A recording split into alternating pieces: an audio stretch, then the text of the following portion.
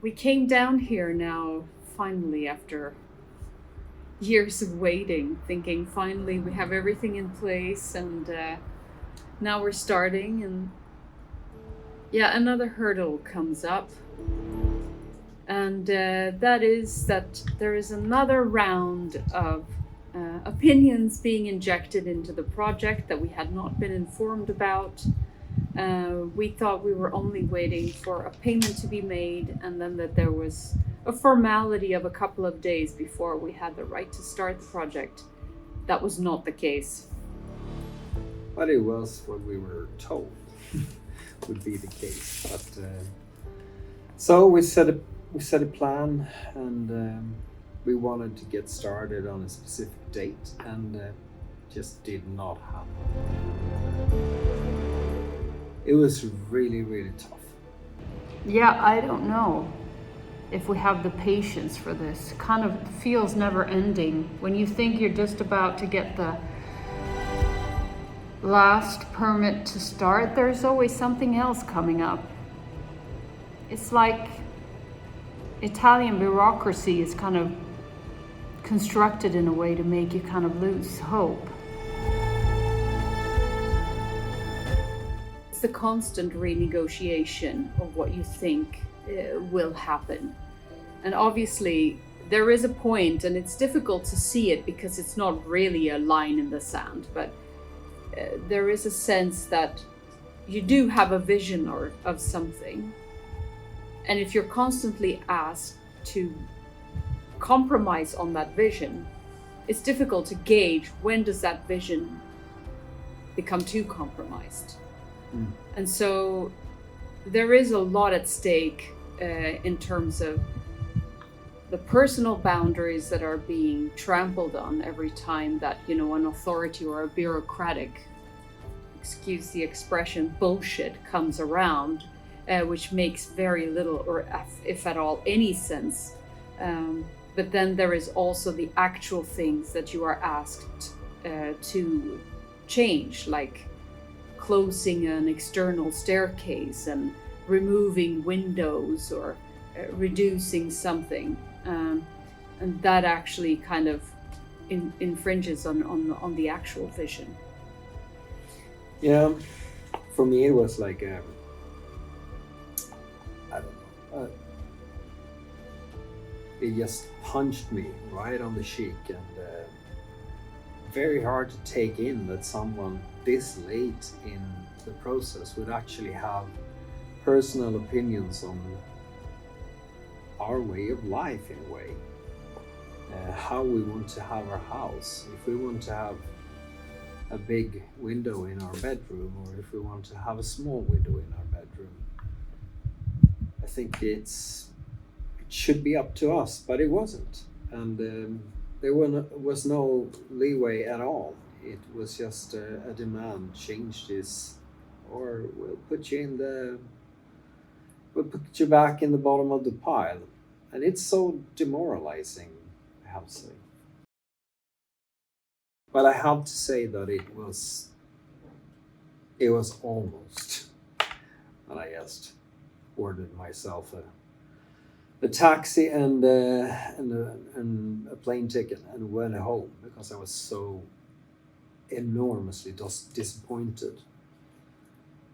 So just to walk away as things are now, of course we have enormous amount of time invested in this, and also quite a lot of money.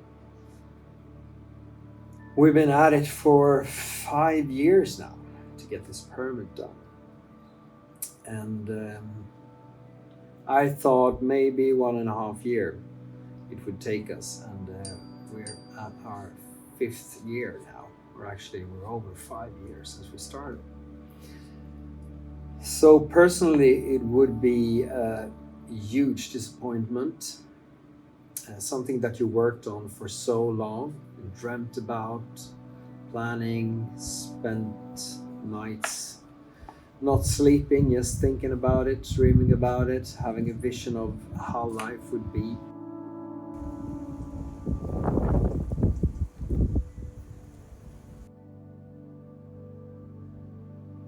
So today is a great day. Yeah, I think walking away now, for me, at this point, it's not really an option. I feel like I want to get through this. So I was not in that headspace, but it's important when there's two of you going through this that you allow each other space to have the emotions to go through it, because obviously a lot of the actual building is on your shoulders in this period. Even though I'm doing drawings and doing important support for the project, you need to have enthusiasm and energy to last you through it. And when that's kind of dampened, you need to allow for the other one to have that time. But for me personally, yes, what would it mean? I view myself a lot. My vision is very strongly linked to how I view myself once the house is finished. Getting up, making my morning tea, taking a walk through the garden, poking around and maybe picking a couple of tomatoes. And obviously, yeah, I dream of the kids growing older there and having partners and marrying and grandchildren, into the future. So I see this part of my life for a long time. So for me, this is like an incredibly provoking and irritating part of it, but I don't want to let them kill me. For me, it's kind of like a mental challenge now, not to allow them to take the headspace that they seem to think that they have power over. If that makes sense. Well, for me, the whole process of having a place in Italy, or actually this place in Italy, is about changing the way of life. And we've been talking about this for many, many years, and dreamt about it, looking at places, plots, houses for probably 12 years now.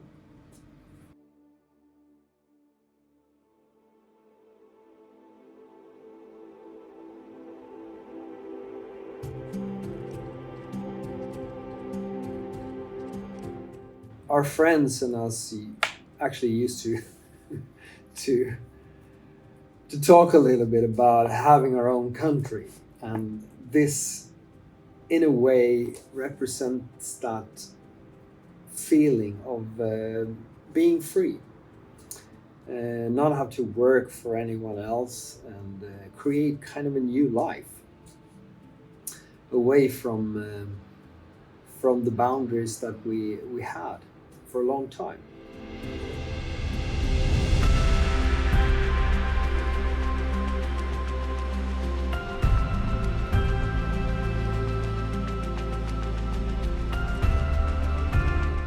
So when things like this it hits my soul in a way that I can't really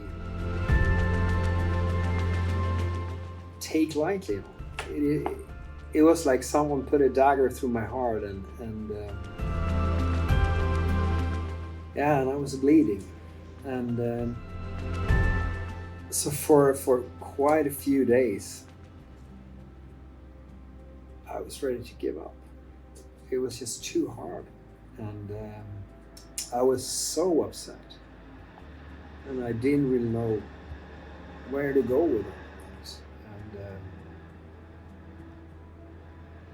And Helen told you before that we maybe didn't think about this the same way, but it hit me super strong, and I was enormously sad. Well, I have to say the turning point for me was, we had some friends here last week, and they were really good discussing this with me, because they gave us a lot to think about, but also we experienced a lot of things together with them. And one day we rented a boat and we went out on the sea, and the sun was shining, the fish was jumping. It was you, me, Manuel, and their family.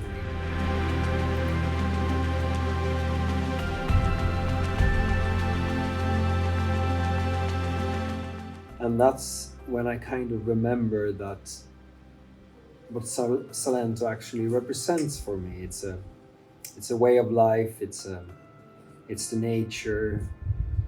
It's the people. It's the food. It's the sea. And all of our awesome memories that we have created here. Mm. And Yeah. that was a tipping point for me to kind of take a deep breath and actually dare to move ahead with the plans, even though I know I'm gonna be disappointed again.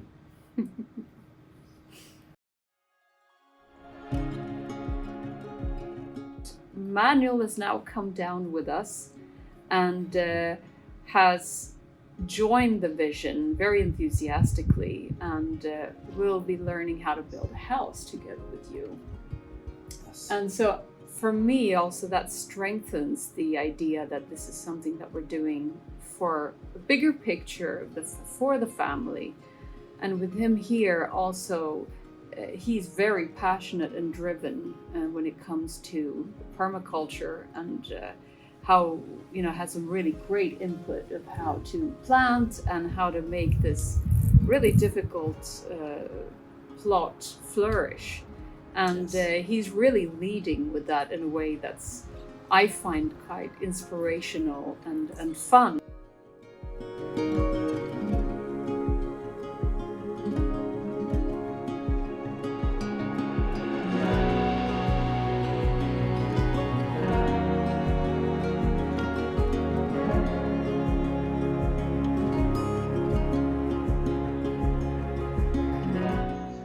We have a big plot.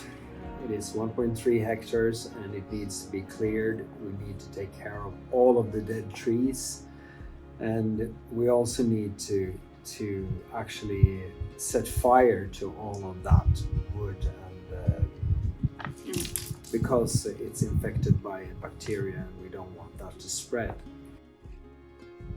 Some good news.